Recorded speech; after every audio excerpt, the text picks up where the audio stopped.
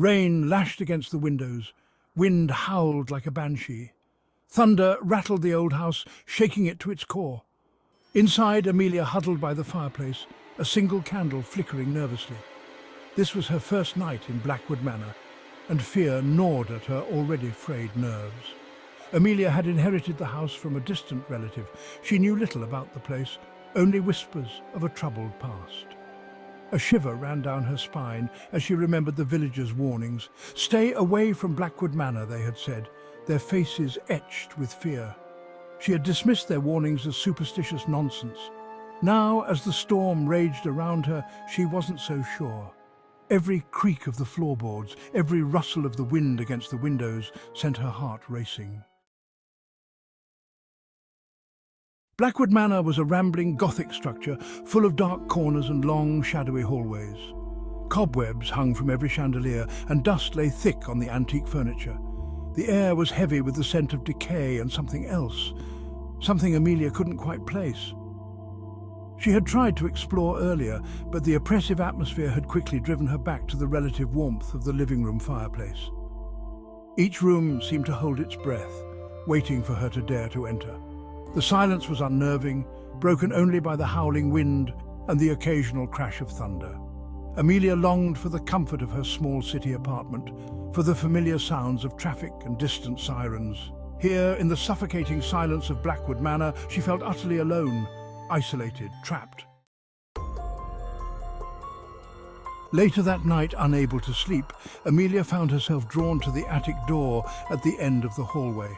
The house was eerily silent, the only sound being the creaking of the old wooden floorboards beneath her feet. It was the only room she hadn't dared to explore, a place shrouded in mystery and whispers of the past. The door was slightly ajar, a sliver of cold, stale air escaping into the hallway. It felt as if the room itself was breathing, exhaling secrets long kept hidden. With a deep breath, Amelia pushed the door open, her heart pounding in her chest. The attic was dark, illuminated only by the occasional flash of lightning through a grimy skylight. Shadows danced on the walls, creating eerie shapes that seemed to move with a life of their own. Dust motes danced in the pale light, swirling like tiny ghosts. Each particle seemed to tell a story, a fragment of the past suspended in the air. The air was thick with dust and the musty scent of old things long forgotten. It was as if time had stood still in this room, preserving memories in a cocoon of neglect. As her eyes adjusted to the gloom, Amelia noticed a small table in the center of the room. It seemed out of place, almost as if it had been waiting for her. A single book lay open upon it, its pages yellowed with age. The words were faded but still legible, whispering tales of a bygone era. It was a diary, bound in faded leather, its cover worn and cracked from years of handling. Curiosity overcame her fear, and Amelia reached for the book. Her fingers trembled as she touched the fragile pages, feeling a connection to the past she had never known. The diary belonged to a woman named Elizabeth Blackwood, a previous inhabitant of the manor. It was discovered in a dusty corner of the attic, hidden away as if to keep its secrets safe. As Amelia read, Elizabeth's words painted a picture of a life filled with fear and despair. Each entry revealed more about the haunting presence that tormented her.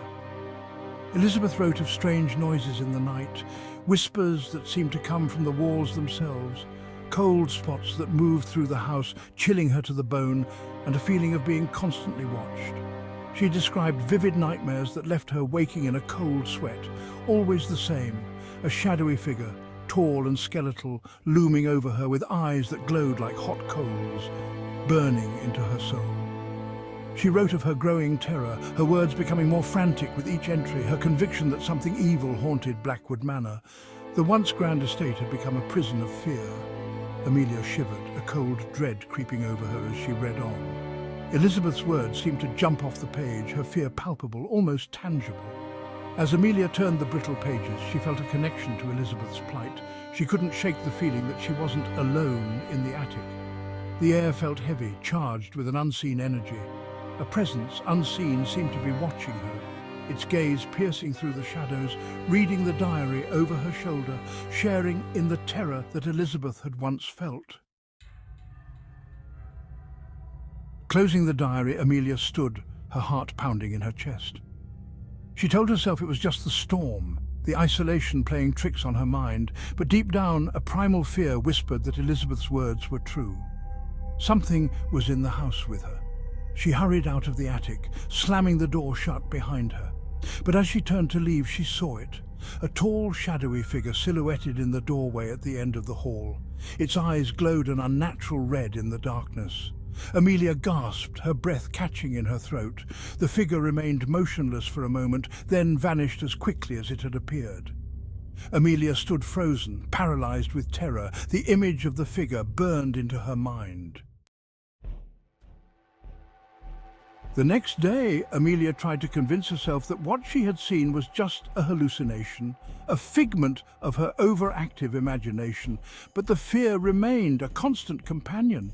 She knew she couldn't stay in Blackwood Manor, not another night. Desperate for help, she reached out to the villagers, ignoring the warnings that had echoed in her mind. She told them about the diary, the shadowy figure, the overwhelming sense of dread that permeated the house. To her surprise, they listened, their faces etched with a mixture of pity and fear. They told her of a local woman, an old mystic who lived on the outskirts of the village.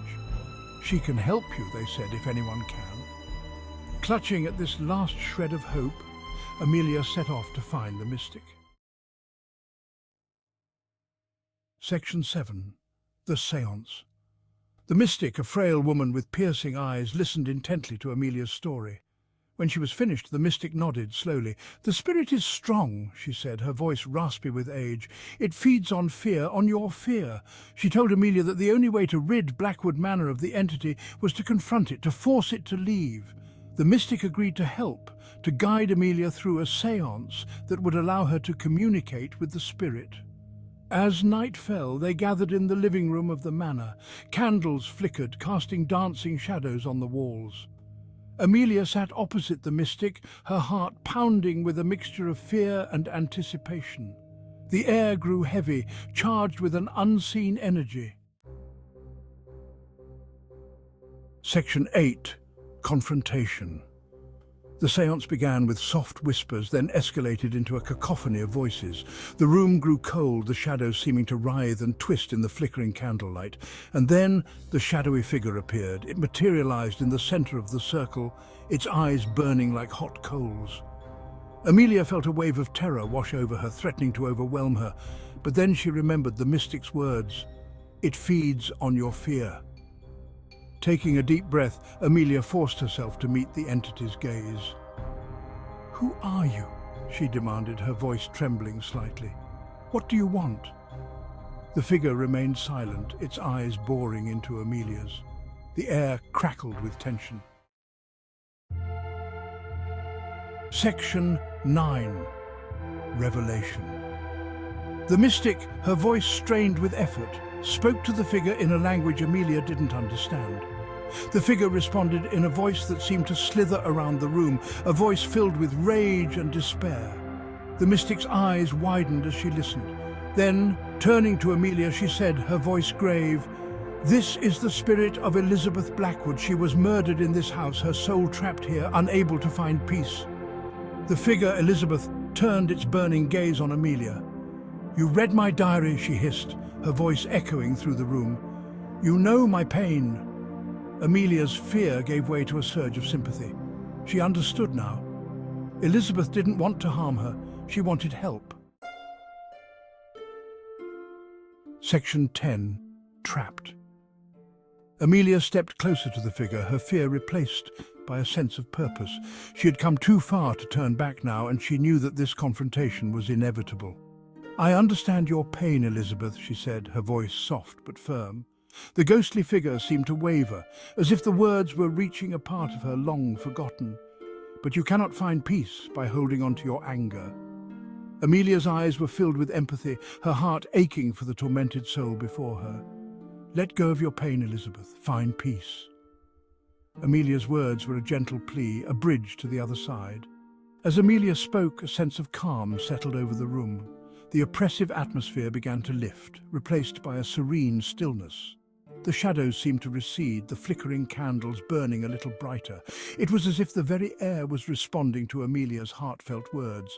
Elizabeth's form flickered, her burning gaze softening slightly.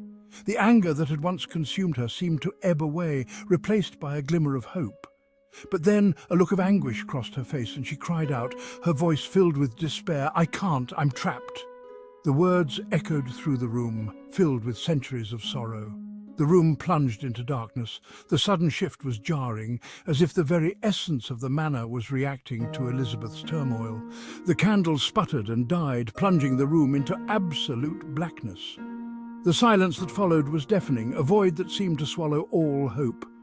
A blood-curdling scream echoed through the darkness, then silence. The scream was filled with a pain that seemed to pierce the very soul. When the villagers and the mystic managed to relight the candles, Amelia was gone, vanished without a trace. The room was empty, save for the lingering sense of loss. Blackwood Manor remained silent and imposing, its secrets locked within its walls. The ancient structure seemed to hold its breath, as if waiting for the next chapter to unfold. Elizabeth was no longer alone. The manor's secrets were now shared, a silent witness to the events that had transpired.